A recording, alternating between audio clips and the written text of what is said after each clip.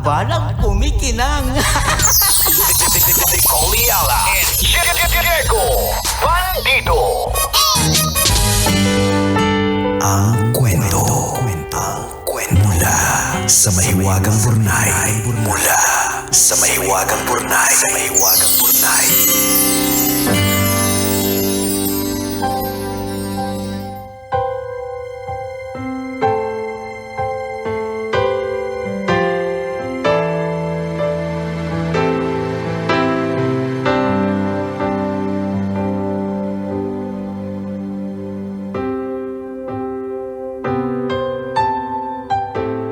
Dear kumikinang na tambalang ni Coliala at Diego Bandido.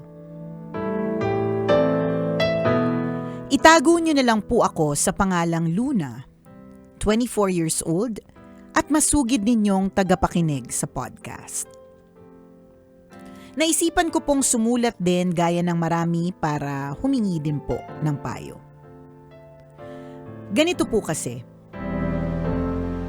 Aktibo po ako sa church namin. Doon po kasi nakakahanap ako ng kapayapaan, lalo na kapag may mabigat akong pinagdadaanan. Member po ako ng choir. Kapag may mga activities po kami outside the church, tumutulong din po ako. Matalik na kaibigan ko po si Arya, yung pianist namin sa choir. Nung bago pa lang po ako at wala pa akong kakilala, in-invite niya ako na mag-join ng choir. Sakto naman po na mahilig akong kumanta. Mabilis ko po siya naka-close kasi ang bait-bait po niya and she really made me feel welcome. Last month, nag-break kami nung long-time boyfriend ko. Nahuli ko po kasi na may isa pang girlfriend maliban sa akin. Masakit po kasi college pa lang kami na. Hirap na hirap po akong tanggapin. Pinipilit ko naman pong ituloy ang buhay pero bigla-bigla na lang akong naiiyak. I was in this very sad state po nang maabutan ako ni Arya na umiiyak sa church few Sundays ago. Napaaga po kasi ako ng dating for practice. Niyaka po ako ni Arya at tinanong ako kung anong nangyari. Ayoko pa pong magsalita nung una pero sabi niya kahit ano daw ang i-share ko, mananatili lang sa aming dalawa at kay Lord. Hinawakan niya yung kamay ko at sinabing hindi ako nag-iisa. Doon ako bumigay. Bumuhos ang luha ko na parang gripo at kwinento ko kung paano ako niloko ng ex ko. Kung gaano kasakit at kung paano ko sinisisi ang sarili ko sa nangyari. Baka may mga pagkukulang ako kaya naghanap siya ng iba. Maya-maya pa, nagsimula na ang service namin sa church. Nagulat ako nang marinig ko na yung pinagdadaanan ko, yun po ang prayer request. Kung ano po ang shinare ko kay Ira, yun po ang laman ng dasal.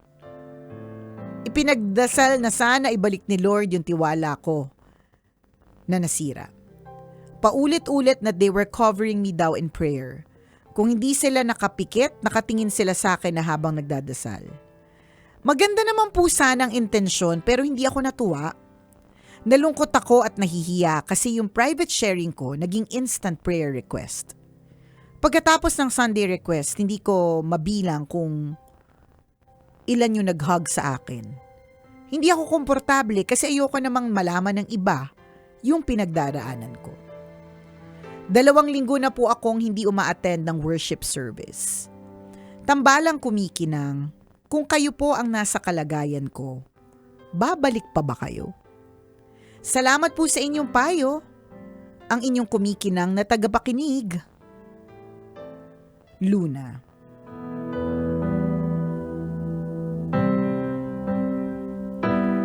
Ay, Luna, isang mahigpit na yakap sa'yo. Alam mo, naalala ko yung dumaan sa feed ko yung homily ng isang pare na ang kwento niya ay tungkol sa isang... Okay, sige. Sorry po, Father, kung medyo na iba yung kwento. Pero ito yung gist. Ito yung gist ng kwento. Parang sa simbahan, merong isang lalaki na habang nagmimisa ay tumunog yung kanyang cellphone ng malakas. So, nung tumunog yung cellphone niya, di syempre nataranta siya. Pero lahat ng mga tahimik kasi nagdadasal, ganyan, ang sama ng tingin sa kanya. Tingin ka agad. Tiningnan siya. So, mula daw dun sa nagsaserve, dun sa mula daw sa pare, sa pare, tinitigan daw siya ng masama. Pagdating dun sa mga nagsaserve, tinitigan din siya ng masama. Nung pumipila daw siya para mangumunyon, tinitigan pa rin siya ng masama. So parang feeling niya tuloy, ang sama-sama niyang tao. Kasi yung cellphone niya na tumunog sa simbahan, na hindi niya siguro na off, hindi niya na silent. Pero na para bang ang laki-laki ng kasalanan niya, na para bang, basta lahat ng tao ang sama-sama ng tingin sa kanya. So sa sobrang sama ng loob niya, pumunta siya sa bar. Pagpunta niya ng bar, di nag-iinom daw siya. Sana maituwid ko ng tama tong kwentong to. Kaya mo yan. Baka sa mapunta yan. Maganda kasi to. Okay, sige. Parang nag-iinom siya. Tiwala kami sa'yo. Yun, nagiinom siya. Nung pakainom niya, siguro dahil nag-iisip siya, nabasag niya ngayon yung bote ng beer. So, syempre, galing siya dun sa nangyari sa simbahan na nag-ingay siya doon nang hindi niya aksidente lamang, unintentional. Ganon din yung pagkakahulog ng beer. It was unintentional. Pero, ang nangyari, nung nabasag, nataranta yung mga tao na nandun. So, yung unang lumapit yung waiter at sinabi sa kanya, "Sir, okay lang po ba kayo? Nasugatan po ba kayo? Meron po bang ako maitutulong?" Ganyan. So, dun pa lang naisip niya na, parang may kakaiba dito So, sunod doon, yung manager lumapit. Nilibre pa ng isa pang beer. Sinabi sa kanya na siguro po sir, meron po kayo may pinagdadaanan po kayo ng matindi, ganyan. Kaya yan pong beer na yan, hayaan nyo na po yan. Ito po isang beer on the house. Ganyan, 'di ba? Tapos meron pang mga ilan na inimbitahan siya para uminom kasama sila. So, ang sharing at realization sa yung mga galing Diego, sa akin lang yung kwento.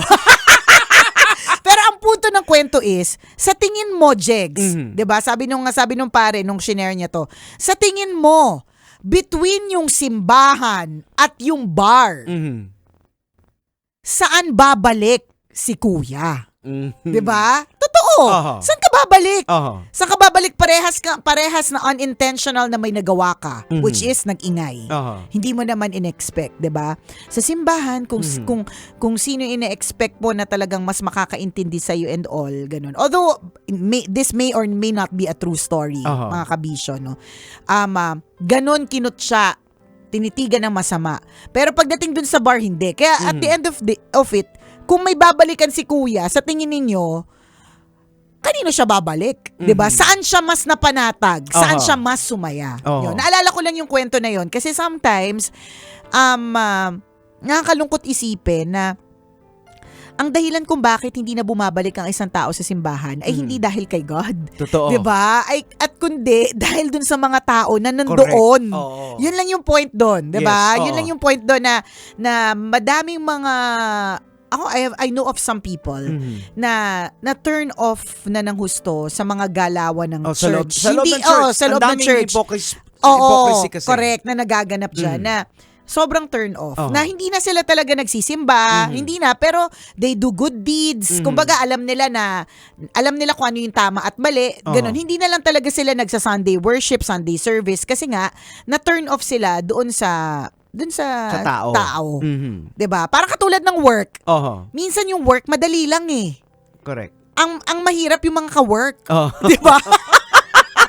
Yun yung mahirap eh. Yung trabaho hindi eh. Gagawin mo eh. Pero yung mga katrabaho, yun yung mahirap pakisamahan. Tama. 'Di ba? Yun yung mahirap at nakaka-stress. Ganon. Ayan. Well, sa mga ganyan kasi talaga, ang dami kasing kahit anong denomination man yung hypocrisy talaga kung minsan. It's there. Kasi ako naalala ko, there was an incident before sa church namin na parang ganyan nagkaroon ng problema sa isang tao. So yung iba hindi na nag-church.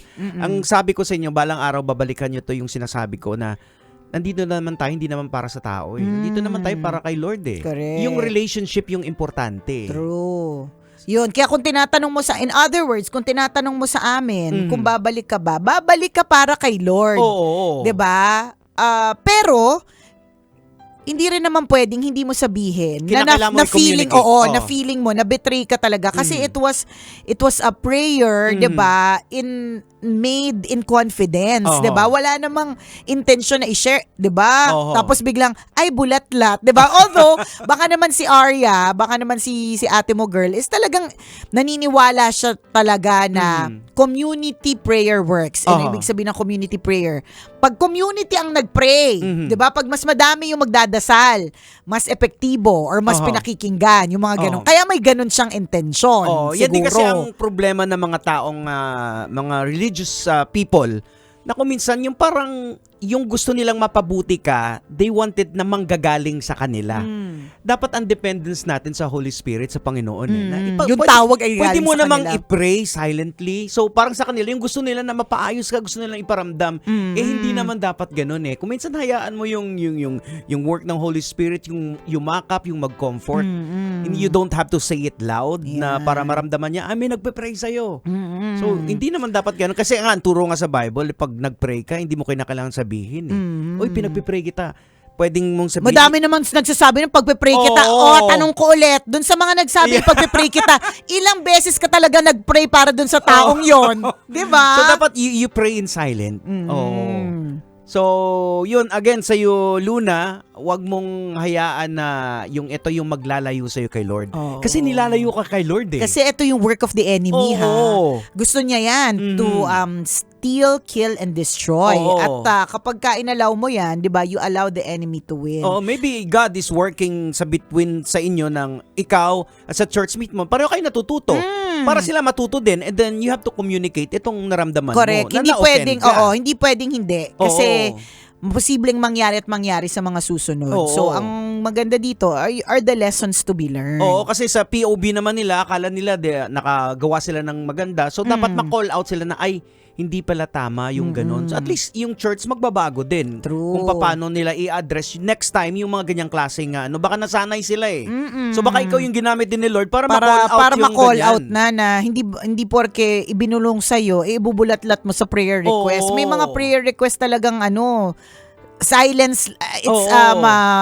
uttered silently. Correct. Kaya nga Ganon. minsan halimbawa, kung may mga prayer requests, halimbawa, mga devotion sa amin sa church, kikwento ko lang din na, o sige, iuwi na lang natin sa bahay. Yan. No need na sabihin mo pa dyan. Parang, Oo. dali mo, personal, ikaw mag-isa, solo ka na, ipag-pray mo, iuwi mo sa bahay. Parang ganun. No need naman talaga na pagsigawan, say it out loud, di ba? Diba? So, we feel you, Oo. Luna. Pero, Gets naman namin yun, yung pero let it not be the reason why Oo. hindi ka na magsaserve sa church. Kasi gusto natin na yung voice mo, yung singing voice mo, ay gamitin pa rin sa Correct. choir, Oo. di ba? And this will make you a matured follower of Christ. Oo. Dahil natututo ka rin din sa mga ganitong klaseng Tama. pangyayari. Basta mag-communicate ka sa kanila dun sa nararamdaman mo. Yes, Kasi oo. syempre, iba pa rin naman kapag hindi masama ang loob mo sa mga kasamahan mo, lalong-lalo na sa simbahan. Oo, ayan. Pwede kang lumayo sa tao pero kay Lord wag kang Oo, lalayo. wag kang lalayo kay Ayan. Lord, ha? Oo. Salamat sa iyo, Luna, for sharing your story with Thank us. you, Luna. Sana maging okay na at sa Sunday makakanta ka ulit sa Oo. choir ninyo, ha? Saka tandaan mo, pag kumakanta ka, hindi naman sa tao eh. Oo, Kay for the ka Lord. naman eh. Diba? Pag kumakanta nga daw tayo ng praise songs, it's praying twice over, sabi nga daw. So, Tama. continue to sing and praise Tama. for the Lord. Salamat for sharing your story with us. Siyempre, ito pa rin po ang tambalang kumikinang. Ako po si Diego Bandido. At ako po si Nicole Yala. Kailangan pa bang i-memorize yan? Basic! Ayan, Luna. Ayan, take your time kung pag medyo kasi pangit din naman napilitin mo yung sarili mo. Correct, But pag correct. na. Pero sana hindi ikaw yung isa sa mga kwento ng mga taong na church hurt. Oo, Yan, correct. yun, na hurt sa church, na offend or na turn off.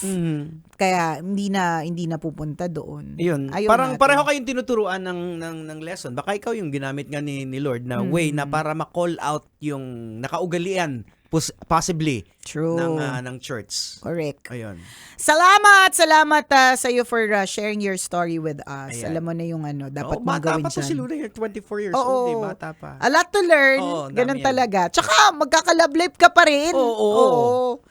Ano yan, syempre dala din siguro ito ng masama pa yung loob mo, Oo. tas kwento pa sa iba, hindi ka naman talaga Oo. sharer, hindi naman lahat katulad ni Nicole Ayala na oversharer, di ba? Baka you're a very introverted person, tapos gananon ka. Oo. So, it's really hurtful. Bukod sa talaga naman bagong break ka, Tsaka talaga, maraming emotions. Tingnan mo sa perspektibong ito Luna, na 'di ba nagpe-pray, nag-worship ka kay Lord, nagpapagamit ka. Ngayon in-expose ni Lord yung boyfriend mo. 'Di na ba? manloloko. So inilayo ka doon sa Correct. sa taong Tama. hindi dapat karapat-dapat sa iyo. True lalu. O siya, Alright. salamat sa iyo, Luna, ha. Ingat ka. Luna, bye. Bye. Metro's #1 Love Radio. Basic!